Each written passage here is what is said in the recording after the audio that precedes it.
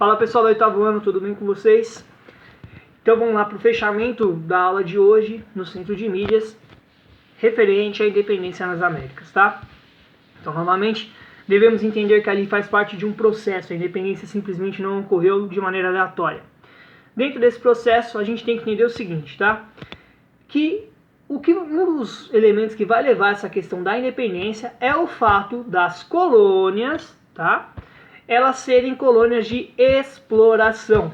Então o objetivo principal das colônias focadas aí no Brasil, México, Equador, tá? E assim por diante, essas colônias elas têm o intuito de fornecer riquezas para a metrópole.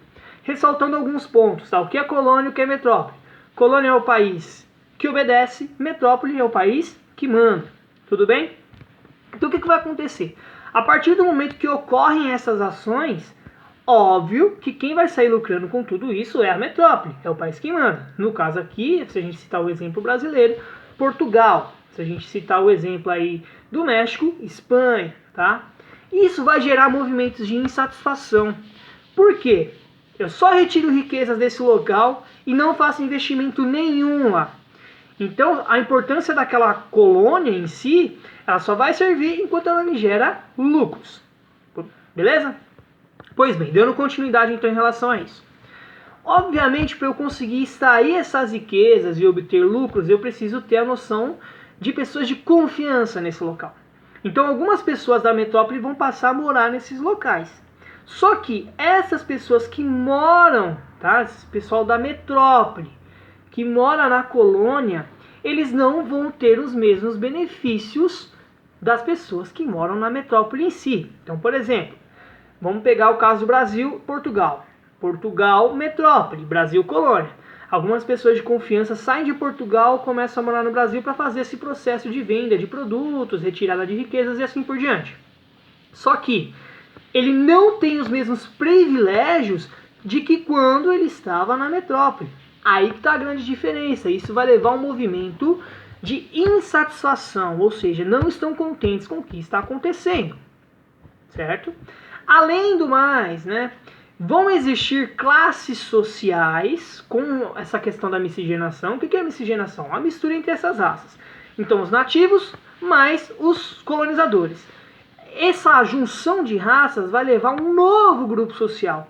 E esse novo grupo social, ele não vai ter condições a nada. A função deles é simplesmente gerar riquezas para a metrópole. Tudo bem? Então, o elemento norteador dessa questão vai ser, para se levar à independência, o elemento norteador vai ser essa questão de que benefícios não são concedidos, tá? Mesmo sendo regidos por uma mesma lei, vamos dizer assim, por um mesmo reino, tá? Esse pessoal não vai ter as mesmas vantagens e as mesmas ações. No caso do Brasil, a situação se agrava um pouco mais, porque você teve lá a transferência da corte para cá, depois a retirada da corte, e aí o Brasil é independente, não é independente, tem que ter relações com Portugal, não tem que ter, e aí o caso do Brasil, esse impasse ainda fica maior.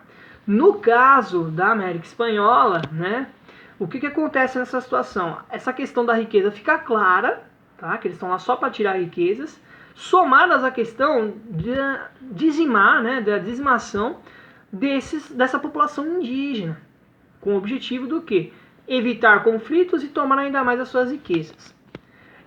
Essa questão, tá, do conflito espanhol, ela acaba ficando um pouco mais em evidência, né? Às vezes a gente já discutiu em várias aulas a questão de que, olha galera, o índio ele não é passivo, ele não aceita as coisas. Ocorreu sim movimentos de revolta contra essa ação. Mas o que acaba ressaltando um pouco mais a parte da América Espanhola é a questão de que a organização social deles, em parte, era muito semelhante à organização social de quem? Dos europeus, dos espanhóis que estavam nessa localidade. Por isso você teve um confronto de maneira mais direta. Lembre-se, não é que eu estou dizendo que não teve confronto, não. As formas de confronto foram diferentes. Tudo bem? Bem, a partir dessa lógica, então, o governo, né, a metrópole se enfraquecendo, consequentemente eu vou ter o surgimento de movimentos revoltosos. E esses movimentos revoltosos vão querer basicamente o quê? Se eu produzo riqueza para esse país, se eu tenho a condição de produzir riqueza, por que eu tenho que sustentá-la? Então eu quebro esses vínculos e a partir daí me torno independente, tá? Isso na teoria. No caso do Brasil, a gente viu que, apesar de ele ser independente, ele teve que pagar uma dívida com Portugal gigantesca até de fato ser livre. Ou seja, é independente, mas ao mesmo tempo não é. Tem uma dívida prendendo ele, certo? No caso das Américas Espanholas, também ocorria a questão de relações comerciais com as mesmas, mesmo após uma certa independência. Tá? Então a gente pode dizer, alguns historiadores trabalham essa questão como um tipo de independência falha, ou independência no papel, ou seja, o documento garante uma independência, mas a prática é totalmente diferente. O que nós temos que entender aqui? O ponto principal que leva a esse processo de independência, tá, vai ser a questão da colônia ser tratada como exploração, e sendo explorada, as populações que vivem nesta colônia, elas não têm os mesmos direitos.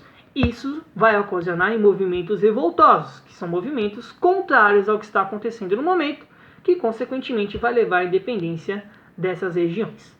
Tá bom, pessoal? Fiquem com Deus, espero que vocês tenham gostado e até a próxima aula.